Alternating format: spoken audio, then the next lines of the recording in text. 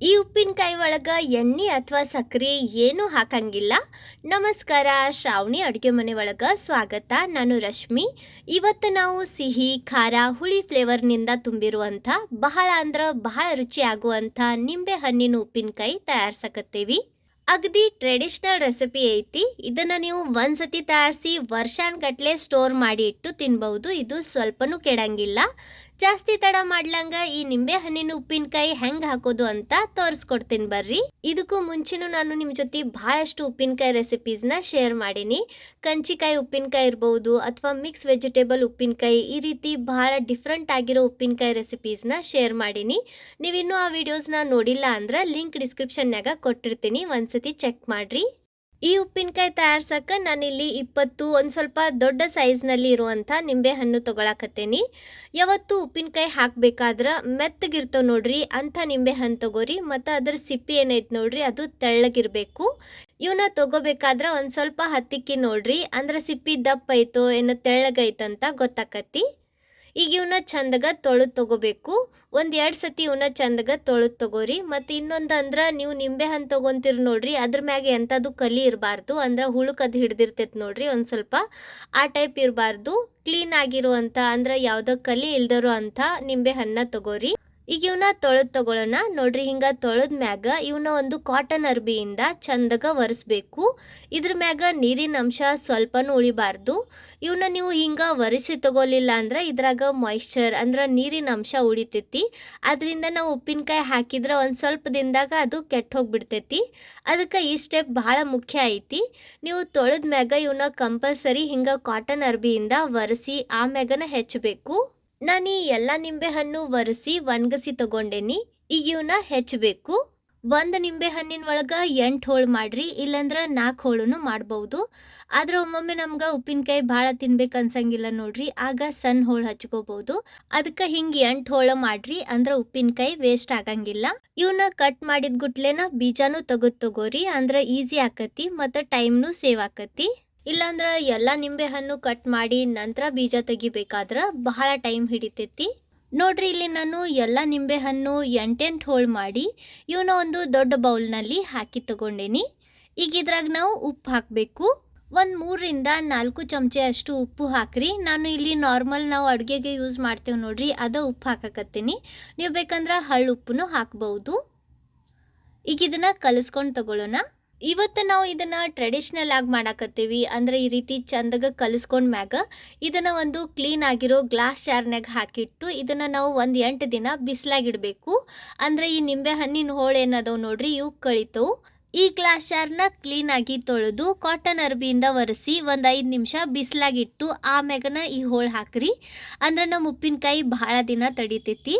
ನೋಡ್ರಿ, ಹಿಂಗೆ ಎಲ್ಲ ಹೋಳು ಜಾರ್ನ್ಯಾಗ ಹಾಕಿದ ಮ್ಯಾಗ ಈಗ ಮುಚ್ಚಿ ಇದನ್ನ ಮನ್ಯಾಗ ಬಿಸಿಲು ಎಲ್ಲಿ ಬೀಳ್ತೈತೆ ನೋಡ್ರಿ, ಅಲ್ಲಿ 8 ದಿನ ಇಡ್ರಿ. ಅಥವಾ ಬಿಸಿಲು ಬರಲಿಲ್ಲ ಅಂದ್ರೂ ಪರವಾಗಿಲ್ಲ, ಆದರೆ ಇದನ್ನ 8 ದಿನ ಹಿಂಗೆ ಬಿಡ್ರಿ. ದಿನ ಇದನ್ನ ಕಲಸಿ ಮತ್ತು ಮುಚ್ಚಿ ಇಡಬೇಕು. ದಿನ ಇದನ್ನ ಕಲಸಿ ಮತ್ತು ಮುಚ್ಚಿ ಇಡ್ರಿ. ಅಂದ್ರೆ ಈ ನಿಂಬೆ ಹಣ್ಣಿನ ಹೋಳು ಏನದವು ನೋಡ್ರಿ, ಇವು ಕ್ರಮೇಣ ಮೆತ್ತಗ ಆಗ್ತಾ ಬರ್ತಾವು.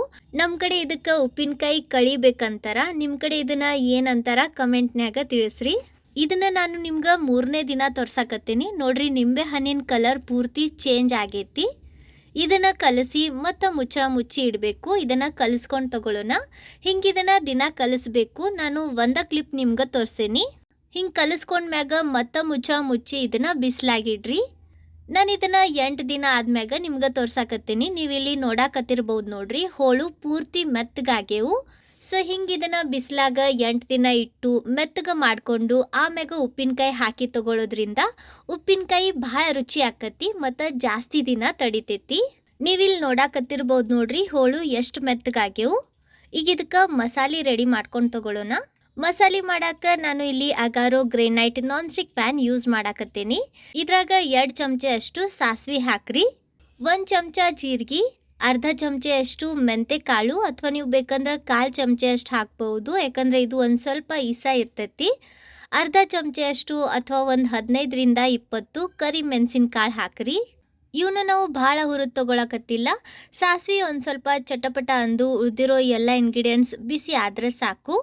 ನೋಡ್ರಿ ಸಾಸ್ವಿ ಹಿಂಗ ಚಟಪಟ ಅಂದ್ಮ್ಯಾಗ ಇವನ್ನ ಆರಿಸಿ ಮಿಕ್ಸಿ ಜಾರ್ನ್ಯಾಗ ಹಾಕಿ ಒಂದು ಸ್ವಲ್ಪ ತರ್ತರಿಯಾಗಿ ಹಿಂಗ ಪುಡಿ ಮಾಡ್ಕೊಂಡು ತಗೋರಿ. ನೀವಿಲ್ಲಿ ನೋಡಾಕತ್ತಿರ್ಬೋದು ನೋಡ್ರಿ. ಇದನ್ನ ಫೈನ್ ಪೌಡರ್ ಮಾಡಬೇಡ್ರಿ, ಹಿಂಗ ಇದು ಒಂದು ಸ್ವಲ್ಪ ತರ್ತರಿ ಆಗಿರಲಿ. ಈಗ ಇದಕ್ಕೆ ನಾವು ಬೆಲ್ಲ ಹಾಕಬೇಕು. ಬೆಲ್ಲ ನೋಡ್ರಿ ನಾನು ಹಿಂಗ ಹೆಚ್ಚಿ ತಗೊಳಕತ್ತೀನಿ, ನೀವು ಬೇಕಂದ್ರೆ ಇದನ್ನ ಜಜ್ಜಿನೂ ಹಾಕ್ಬಹುದು. ನಾವು ಎಷ್ಟು ನಿಂಬೆ ಹಣ್ಣು ತೊಗೊಂಡಿರ್ತೇವೆ ನೋಡ್ರಿ, ಅಂದ್ರೆ ಅರ್ಧ ಕೆ ಜಿ ಇರಲಿ 1 kg ಇರಲಿ, ಅದಕ್ಕಿಂತ ಒಂದು ಸ್ವಲ್ಪ ಕಡಿಮೆ ಬೆಲ್ಲ ಹಾಕಬೇಕು. ನಾನು ಇಲ್ಲಿ ಅರ್ಧ ಕೆ ಜಿಯಷ್ಟು ನಿಂಬೆ ಹಣ್ಣು ತೊಗೊಂಡಿದ್ದೆ, ಅದಕ್ಕೆ 400 ಗ್ರಾಮ್ನಷ್ಟು ಬೆಲ್ಲ ಹಾಕೋಣ. ಹಿಂಗೆ ಅಷ್ಟು ಬೆಲ್ಲ ಹೆರ್ಜಿ ತೊಗೊಂಡ್ಮ್ಯಾಗ ಈಗ ಇದನ್ನು ನಾವು ಕರ್ಗಿಸ್ಕೊಂಡು ತಗೋಬೇಕು. ಗ್ಯಾಸ್ ಮ್ಯಾಗ ಒಂದು ಪ್ಯಾನ್ನಾಗ ಇದನ್ನು ಹಾಕಿ ಇದರಾಗ ಒಂದು ದೊಡ್ಡ ಚಮಚೆಯಷ್ಟು ನೀರು ಹಾಕಿ ಇದನ್ನು ಕರ್ಗಿಸ್ಕೊಂಡು ತಗೊಳ್ಳೋಣ. ಇದಕ್ಕಿಂತ ಜಾಸ್ತಿ ನೀರು ಹಾಕಬೇಡ್ರಿ, ಜಸ್ಟ್ ಬೆಲ್ಲ ಕರ್ಗೋ ಅಷ್ಟು ನೀರು ಹಾಕಿದ್ರೆ ಸಾಕು. ನೋಡ್ರಿ ಇಲ್ಲಿ ಬೆಲ್ಲ ಕರ್ಗೈತಿ, ಇದಕ್ಕಿಂತ ಜಾಸ್ತಿ ಇದನ್ನ ಬೇಯಿಸಬೇಡ್ರಿ, ಇಲ್ಲಾಂದ್ರೆ ಇದು ಗಟ್ಟಿ ಆಗ್ತಾ ಬರ್ತೈತಿ. ಬೆಲ್ಲ ಕರಗಿ ಇದು ಒಂದು ಕುದಿ ಕುದ್ರೆ ಸಾಕು. ಈಗ ಇದನ್ನ ಇಳಿವಿ ಕೆಳಗಿಟ್ಟು ಒಂದು ಸ್ವಲ್ಪ ಹೊತ್ತು ಆರೋಗ್ ಬಿಡ್ರಿ. ಇದು ಒಂದು ಸ್ವಲ್ಪ ಉಗುರು ಬೆಚ್ಚಗಿರ್ತೈತಿ ನೋಡ್ರಿ, ಆಗ ಇದ್ರಾಗ ನಾವು ನಿಂಬೆ ಹಣ್ಣಿನ ಹೋಳು ಹಾಕಬೇಕು.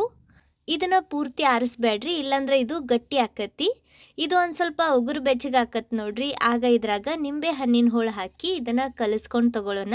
ಗಮನ ಇರಲಿ, ಇಲ್ಲಿ ಪಾಕ ಒಂದು ಸ್ವಲ್ಪ ಆರಿದ ಮ್ಯಾಗನ ನಿಂಬೆ ಹಣ್ಣಿನ ಹೋಳು ಹಾಕಿ ಕಲಸ್ರಿ. ನೋಡ್ರಿ ಹಿಂಗ ಚಂದಗ ಕಲಿಸ್ಕೊಂಡ್ ಮ್ಯಾಗ ಈಗ ಇದ್ರಾಗ ನಾವು ಗ್ರೈಂಡ್ ಮಾಡಿ ಇಟ್ಟಿದ್ವಿ ನೋಡ್ರಿ ಮಸಾಲೆ, ಅದನ್ನ ಹಾಕ್ರಿ. 1 ಚಮಚ ಉಪ್ಪು ಮತ್ತು 1 ಚಮಚೆ ಅಷ್ಟು ಅಚ್ಚ ಖಾರದ ಪುಡಿ, 1/4 ಚಮಚೆ ಅಷ್ಟು ಹಿಂಗ್ ಹಾಕಿ ಇದನ್ನೆಲ್ಲ ಕಲಿಸ್ಕೊಂಡು ತಗೊಳ್ಳೋಣ. ಇದ್ರಾಗ ನಾವು ಎಣ್ಣೆನೂ ಹಾಕಿಲ್ಲ ಮತ್ತು ಸಕ್ರಿನೂ ಹಾಕಿಲ್ಲ, ಅದರಿಂದ ಇದು ಬಹಳ ಆರೋಗ್ಯಕರ ಐತಿ. ಮತ್ತು ನಿಂಬೆ ಹಣ್ಣಿನ ಹೋಳು ಮುಂಚೆನೇ ಹಿಂಗ ಮೆತ್ತಗ ಮಾಡಿಕೊಂಡು ಆಮ್ಯಾಗ ಇದ್ರಾಗ ಮಸಾಲ ಸೇರಿಸ್ಕೊಂಡು ತಗೊಳ್ಳೋದ್ರಿಂದ ಉಪ್ಪಿನಕಾಯಿ ಭಾಳ ರುಚಿ ಆಕತಿ.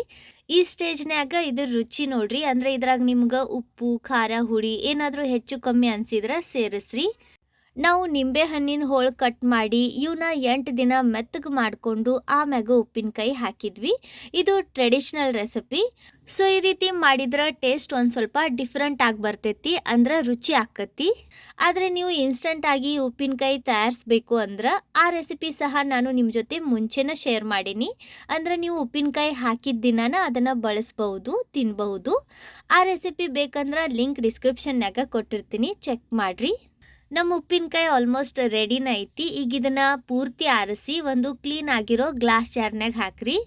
ಗಮನ ಇರಲಿ, ನಾವು ಹಾಕುವಂಥ ಗ್ಲಾಸ್ ಜಾರ್ ಪೂರ್ತಿ ಕ್ಲೀನ್ ಆಗಿರಬೇಕು.